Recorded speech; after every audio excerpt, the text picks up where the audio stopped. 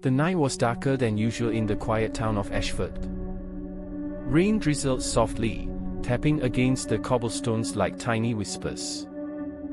Inside the old Mortimer library, a single lamp glowed, flickering with exhaustion. Eliza Warren sat at a wooden desk, her hands trembling over a stack of yellowed papers.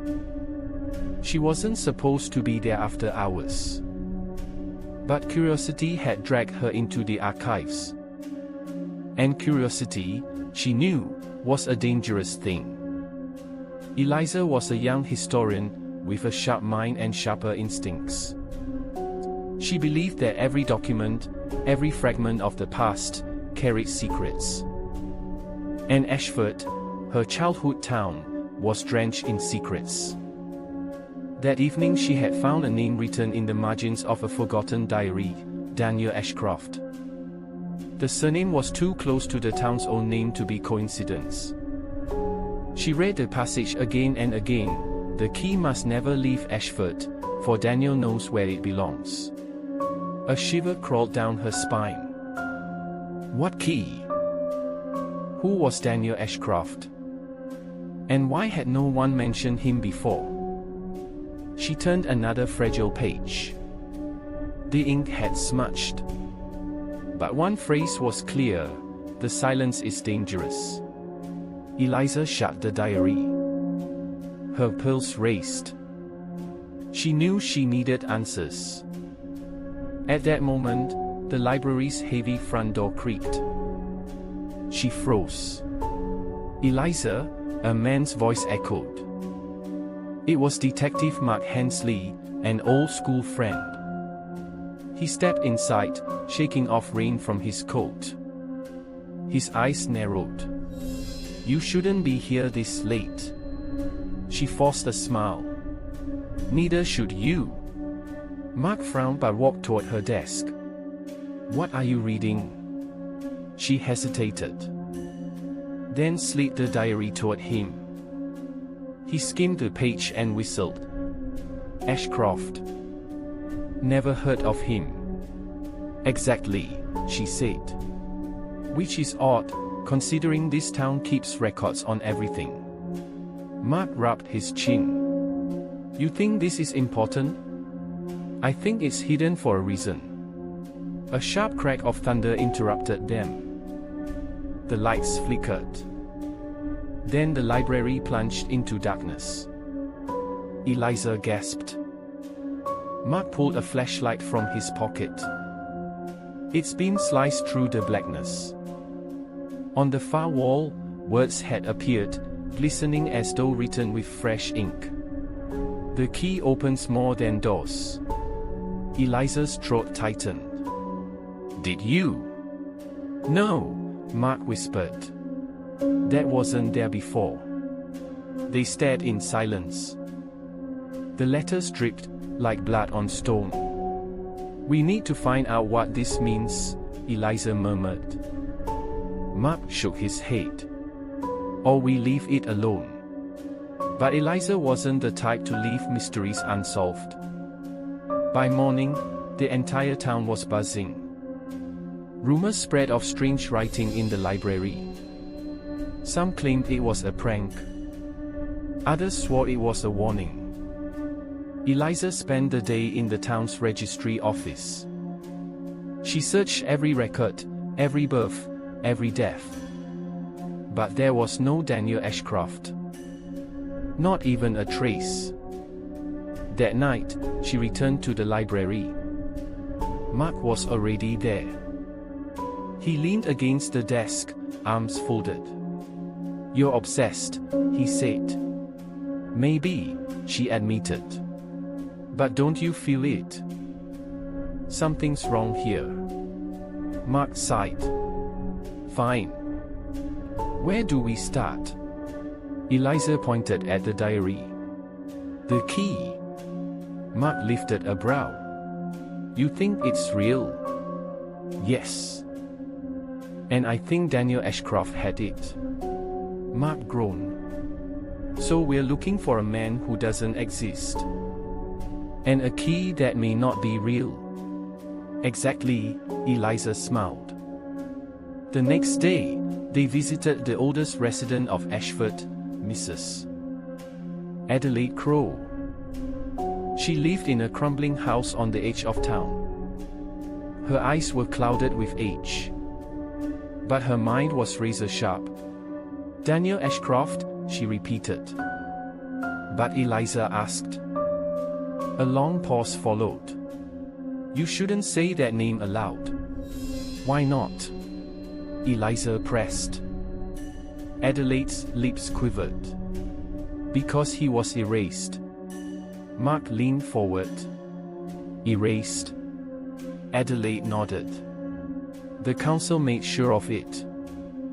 Daniel discovered something he shouldn't have. Something beneath Ashford." Eliza's skin prickled. "What did he find?" Adelaide's voice dropped. "A chamber. Sealed for centuries. The key belonged to him." "What's inside?" Mark asked. Adelaide shut her eyes. "Not treasure. Not gold. Something worse." She refused to say more. As they left, Eliza glanced back. Adelaide was watching them, her expression haunted. That night, Eliza couldn't sleep. She kept hearing Adelaide's words, "something worse." At dawn, she returned to the library. She searched every map of Ashford. Most were ordinary. But one, dated 1823, had faint markings near the churchyard. A small square, labeled only with the letter C. "Chamber." She showed it to Mark. He frowned. "That's under the cemetery." "Exactly," she whispered. They visited the cemetery at dusk. The air smelled of damp earth and forgotten prayers. Eliza traced the map against the gravestones. At last, she found the spot. A weathered stone slab, covered in moss. Mark crouched, brushing dirt away. Etched into the stone was a symbol, a key. Eliza's breath caught. "We found it." Mark shook his head. "We found trouble." Together, they pushed the slab. It groaned open, revealing a staircase descending into darkness. The air was cold and metallic. Eliza flicked on her flashlight. "Shall we?" she whispered. Mark muttered, "We're insane," but followed. The staircase spiraled down into a vast underground chamber. The walls glistened with strange symbols. At the center stood a pedestal, and on it lay a rusted iron key. Eliza stepped forward, her heart pounding. "The key," she breathed. She reached for it. Mark grabbed her arm. "Wait." What if? But it was too late. Her fingers closed around the key. The chamber trembled. Dust rained from the ceiling. A low hum filled the air. The symbols on the walls began to glow. Eliza's eyes widened. "What's happening?" Mark pulled her back. The pedestal cracked. From beneath it, a second object rose, a black box, sealed with iron clasps. The hum grew louder. The key in Eliza's hand grew warm. Mark shouted over the noise. "Put it back." But Eliza shook her head. "It doesn't want to go back." The box shuddered. The clasps burst open.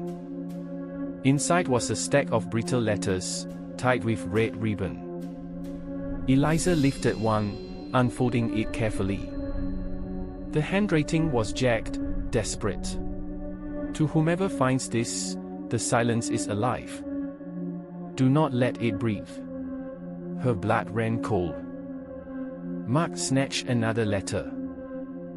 It read, "Daniel Ashcroft was sacrificed to keep it sealed. Do not break the silence.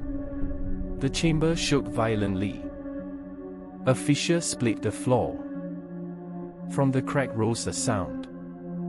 Not quite a voice. Not quite a scream. Something in between. Eliza dropped the letter. "It's here," she whispered. The sound grew, filling their ears, their heads, their bones.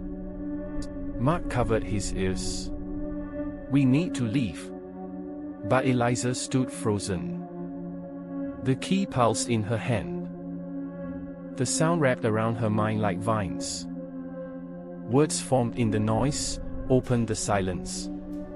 Her lips trembled. "It wants me to unlock it." Mark grabbed her shoulders.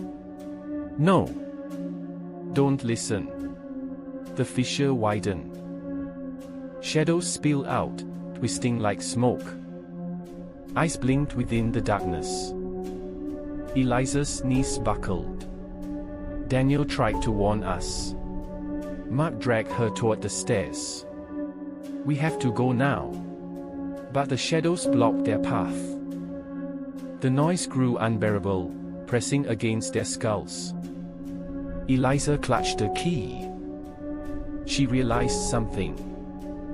The diary had said, the key must never leave Ashford. Perhaps it wasn't meant to unlock. Perhaps it was meant to imprison. She raised the key high. The shadows recoiled. The sound faltered. Mark shouted, "Do it!" With all her strength, Eliza slammed the key back into the pedestal. The chamber shrieked. The fissure sealed shut. The shadows dissolved. The noise died. Silence returned. Eliza collapsed to her knees, gasping. Mark knelt beside her. "Are you okay?" She nodded weakly. "It's over." But as they climbed the stairs, she wasn't sure. Because the letter still echoed in her mind. "Do not let it breathe." Outside, dawn painted Ashford in pale gold. The town looked peaceful, unaware of the terror below. Eliza stared at the church spire. She whispered, "Daniel Ashcroft, I understand now." Mark frowned. "What do you mean?" She turned to him, her face pale. He wasn't erased because he discovered it. He was erased because he became part of the silence. Mark froze. "You think he's still down there?" Eliza's eyes darkened. "I don't think." "I know." For even now, she could still hear the faintest hum beneath the ground. The silence was alive. And it was waiting.